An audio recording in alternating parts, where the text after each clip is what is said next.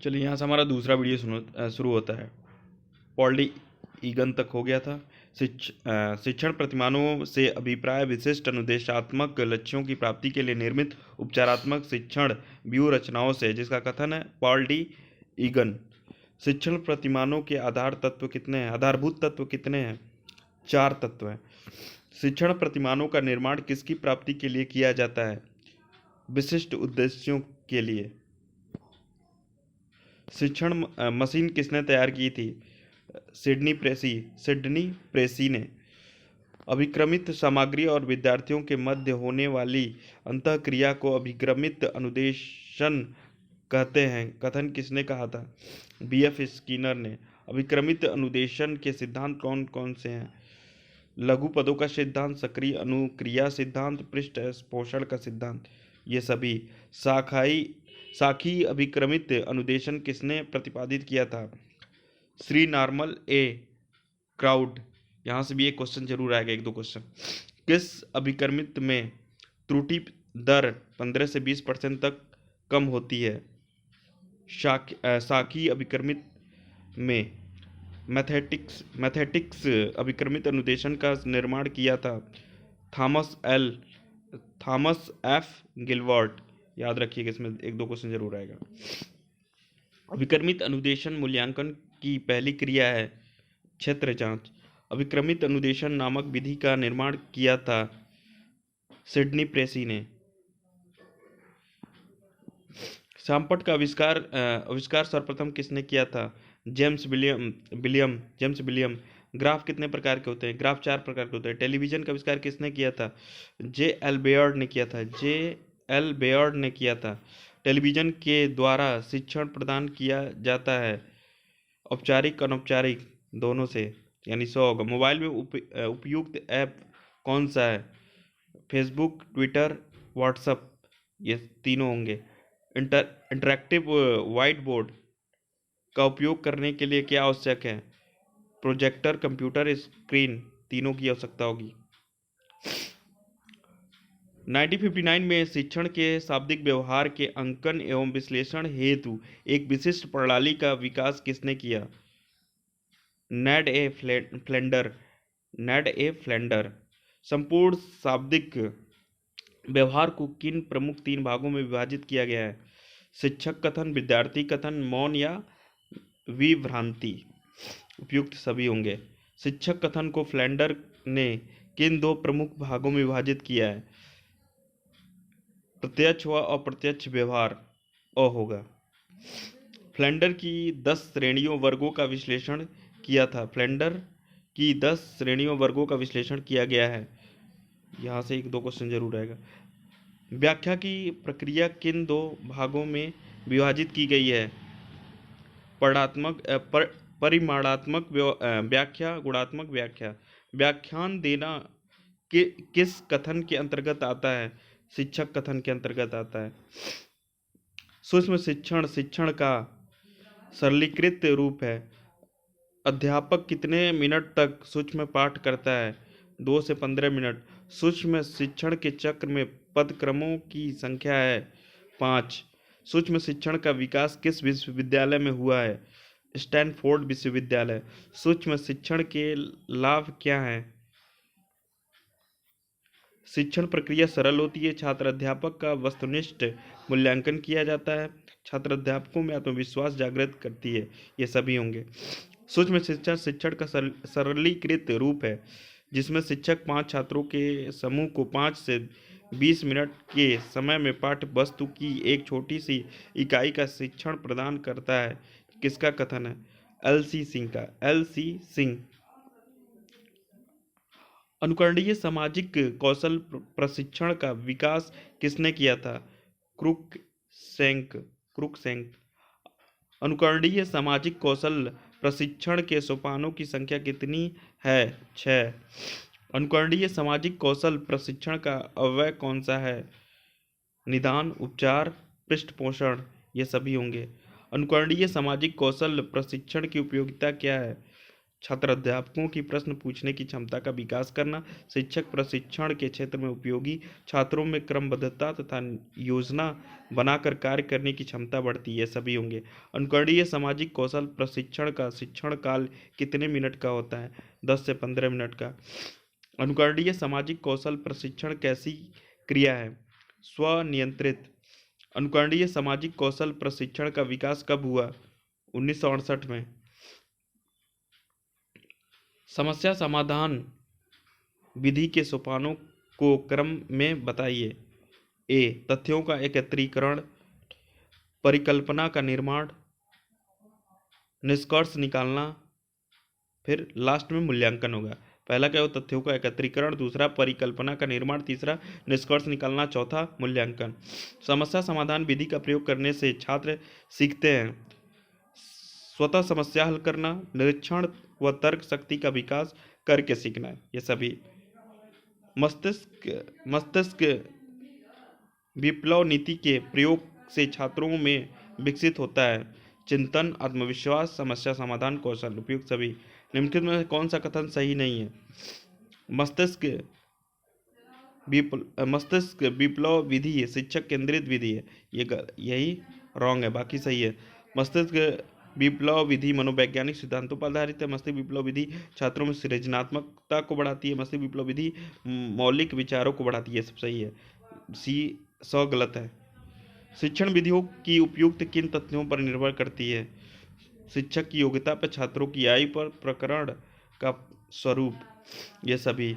निम्नलिखित में से कौन सा कथन सही नहीं है? छात्रों को अधिक स्वतंत्रता प्रदान नहीं करनी चाहिए, ये गलत है, बाकी सब सही है। शिक्षण विधि ऐसी हो जो छात्रों को समझ आनी चाहिए, बिल्कुल सही है। शिक्षण विधि को छात्रों की समस्याओं का समाधान करना चाहिए, ये भी सही है। छात्रों को स्वयं करके सीखने के सिद्धांत पर अध्ययन करना चाहिए, ये भी सही है। प्रोजेक्ट विधि या योजना विधि को किसने प्रतिपादित किया था? W.H. किलपैट्रिक। ये बहुत इंपॉर्टेंट है। वीडियो मेल से हम क्या भेज सकते हैं? Graphics, video message, video clips. ये सभी। कंप्यूटर में एक ही समय पर एक से अधिक माध्यमों के प्रयोग का तरीका कहलाता है मल्टीमीडिया। रास्टर इमेज तथा वेक्टर इमेज किसके उदाहरण हैं? चित्र या लेखा चित्र के। ग्राफिक मल्टीमीडिया में ग्राफिक्स को कितने भागों में बांटा गया है? इमेज में, चार्ट में, बैकग्राउंड। ये सभी। जेपीईजी का पूरा नाम क्या है? Joint photographic expert group. Vector graphics में चित्र या लेखा चित्र बनाने के लिए किसका प्रयोग किया जाता है? गणितीय अक्ष का। जीआईएफ का पूरा अर्थ बताइए। Graphical interchange format. ऑडियो संकेतों की फ्रीक्वेंसी रेंज कितने हर्ट्ज की होती है? 200 से 3200 हर्ट्ज, लेकिन एक्चुअल में 20 से 20,000 हर्ट्ज के बीच में होती है जो हम सुन सकते हैं। इसमें क्या 200 से 3200 हर्ट्ज, यानी यही है, 2 दिया हुआ इसमें, ठीक है। वीडियो बनाने के लिए आमतौर पर प्रयोग किया जाने वाला सॉफ्टवेयर है क्विक टाइम है, रियल प्लेयर है, विंडो मीडिया प्लेयर है। ये सब वीडियो बनाने के लिए।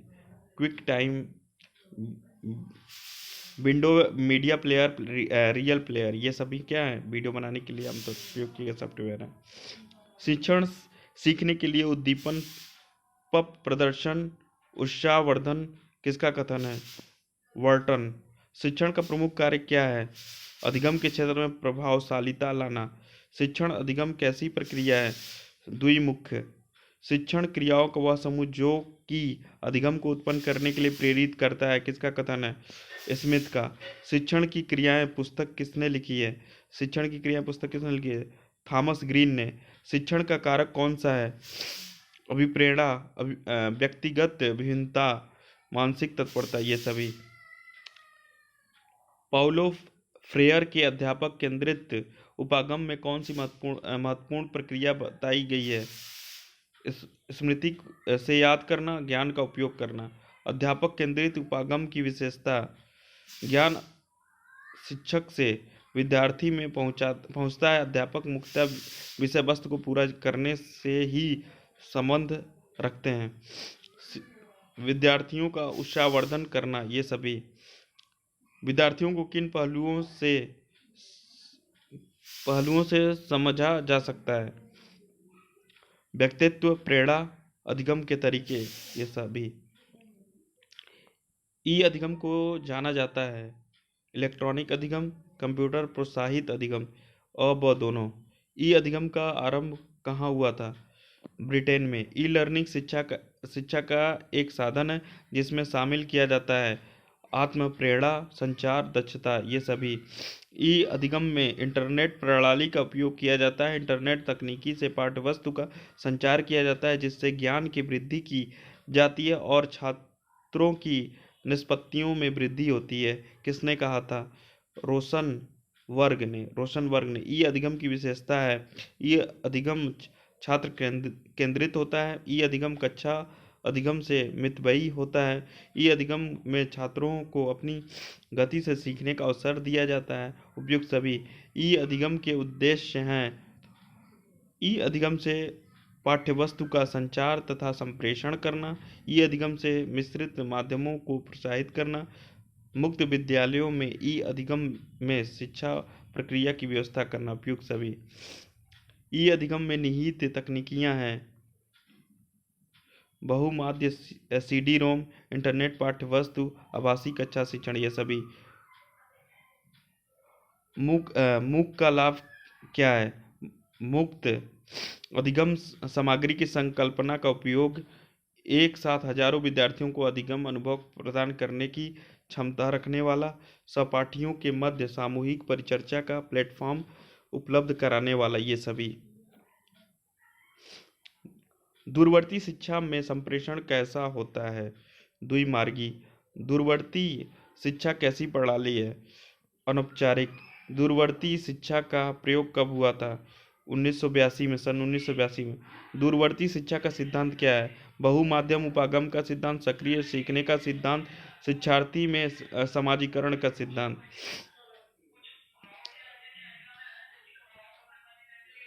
राष्ट्रीय मुक्त विद्यालय शिक्षा संस्थान की स्थापना कब हुआ था या कब हुई?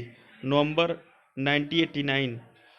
वर्तमान में भारत 1920 में कितने राज्यों में मुक्त विश्वविद्यालय कार्यरत है? 14। डॉक्टर भीमराव अंबेडकर मुक्त विश्वविद्यालय कहाँ है? डॉक्टर भीमराव अंबेडकर मुक्त विश्वविद्यालय कहाँ है? बताइए आप लोग थोड़ा। नहीं पता? अरे बता दो भाई।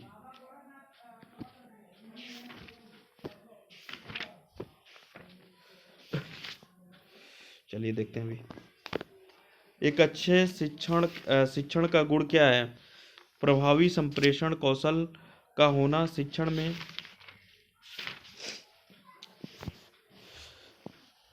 अच्छे शिक्षण का गुण क्या है? प्रभावी संप्रेषण कौशल का होना, विषय में प्रवीणता का होना, शारीरिक और मानसिक रूप से मजबूत होना, ये सभी। व्यवसाय की विशेषता क्या है? व्यवसाय आवश्यक रूप से सामाजिक सेवा प्रदान करना है। व्यवसाय की अपनी आचार संहिता होती है। विशिष्ट ज्ञान युक्त एवं विशिष्ट व्यवहारिक प्रशिक्षण की मांग करता है, ये सभी। शिक्षक का प्रतिबद्धता क्षेत्र कौन सा है? विद्यार्थियों के प्रति प्रतिबद्धता, समाज के प्रति प्रतिबद्धता, व्यवसाय के प्रति प्रतिबद्धता, ये सभी। राष्ट्रीय शिक्षा नीति सन 2020 के अनुसार शिक्षकों के लिए राष्ट्रीय व्यावसायिक मानक का विकास किया गया था सन 2022 तक। चलिए आप लोगों ने इसका जवाब दिया। डॉक्टर भीमराव अंबेडकर मुक्त विश्वविद्यालय कहाँ है? गुजरात में। इंदिरा गांधी राष्ट्रीय मुक्त विश्वविद्यालय की स्थापना कब हुई थी? 1985 में। 1985 याद रखिएगा। क्रियात्मक अनुसंधान का संबंध होता है तत्कालिक समस्याओं से। क्रियात्मक अनुसंधान का उपयोगी हो सकता है। अनुसंधान उपयोगी हो सकता है सभी के लिए। क्रियात्मक अनुसंधान का क्षेत्र होता है समाज। क्रियात्मक अनुसंधान तथा परंपरागत अनुसंधान में निम्नलिखित दृष्टि से विशेष अंतर नहीं है, प्रणाली की दृष्टि से। इस तरह हमारा ये समाप्त होता है।